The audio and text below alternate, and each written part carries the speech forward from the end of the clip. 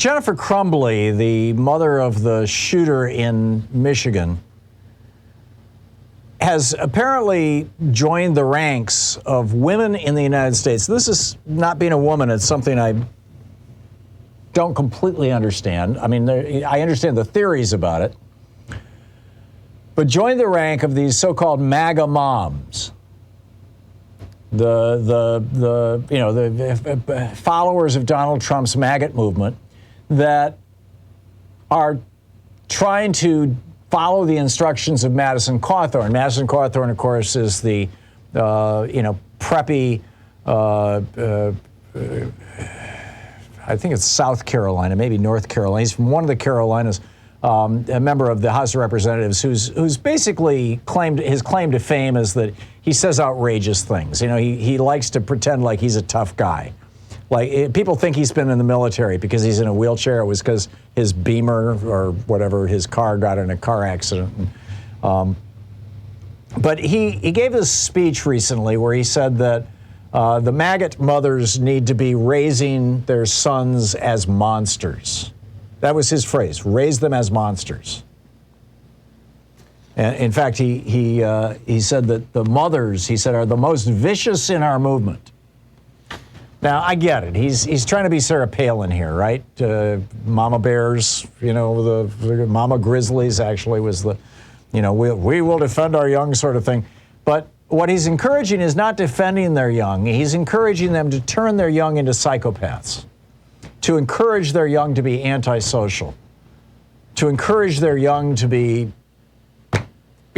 Trump-like or Crumbley-like. Back in 2016, Jennifer Crumbley, the mother of the shooter in Michigan, the Oxford shooter, wrote this long letter that she posted on social media telling Donald Trump how much she loved him and how wonderful he was and how she wouldn't have any problem if he wanted to grab her by her private parts. And when her son got busted in school, or the teachers noticed him, shopping for ammunition on his smartphone during class, and found these drawings of people being killed in the school, his mother texted him, "LOL, I'm not mad at you. You must learn not to get caught." I mean, this is the sort of thing, that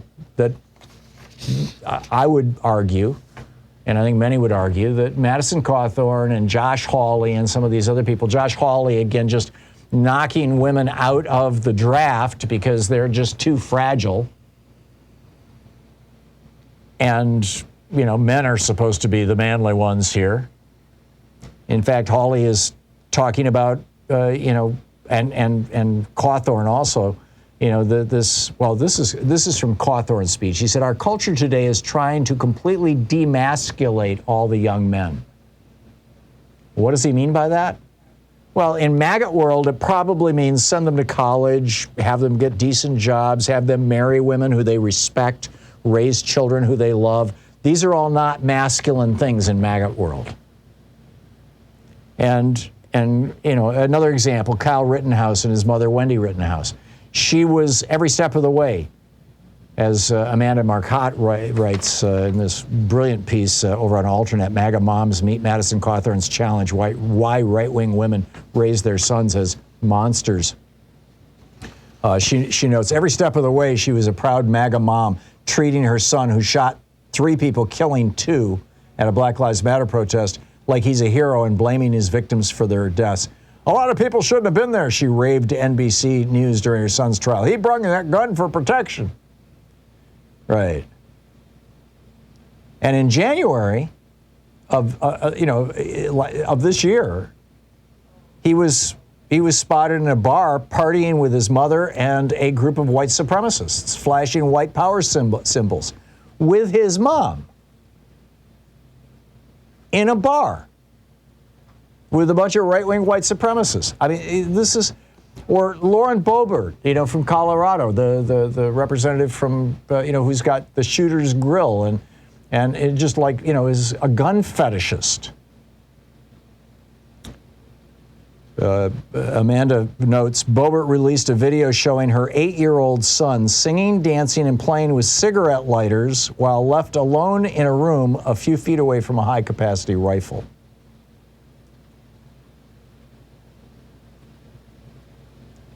She notes by August of this year, there were 259 unintentional shootings by children just in 2021.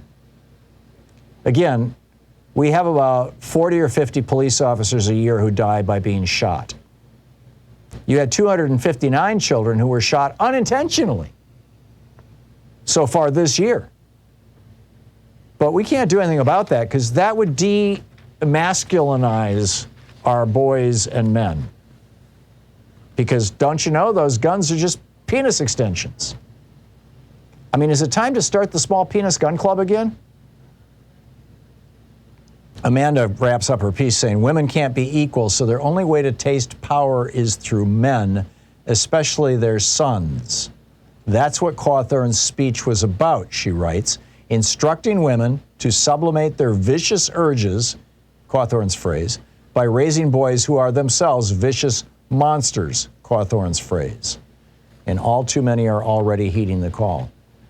This is just an extraordinary thing. And like I said, I don't completely understand this. What kind of a person, what kind of a mother would want to raise her son to be a monster?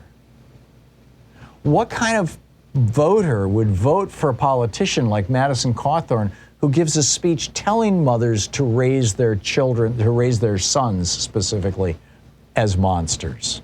What kind of voter would vote for Josh Hawley, who sees women as fragile set pieces to be on the shelf, or as helpmates who should be in the kitchen, but not as fully equal human beings? Well, apparently a Republican. This is the doxology, the ideology of the GOP. And we're seeing in the abortion battles this reflected.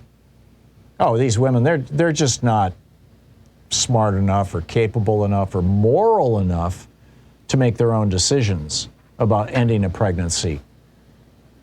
That needs to be left up to the men who run the state, don't you know? So where does this come from? And why does it appeal to these Republicans? I'm genuinely baffled. I think there's probably a piece of this, some dimension of it, that has, Amanda Marcotte, who wrote this piece over at Alternet, is essentially arguing that these women are living vicariously through their sons. Maybe? Is it an assertion? Is it when the powerless assert their power? And sometimes, very often, actually, if you look back on your own life, the times that you've been really filled with anger or rage, usually that comes out of a feeling of powerlessness. Trying to deal with some bureaucrat or some giant corporation that puts you on hold for 45 minutes and you just feel powerless and you get really pissed off. So is this an attempt among people in a society that has basically disempowered American voters? Sorry, voters, this is what the Supreme Court said. Sorry, voters, what you have to say, what you want doesn't matter. Doesn't matter anymore because our politicians can be bought. And the Supreme Court legalized that in 2010. 5 conservatives on the U.S. Supreme Court said it's a good thing to have super PACs and PACs and political bribery and to say that money is the same thing as speech and that corporations are the same thing as people. And as a consequence, all across America, voters feel like nobody's listening to me. Nobody cares what I have to say. And so they're migrating to guns to give them a sense of power. They're raising their children to be monsters to give them a sense of power. Is that it?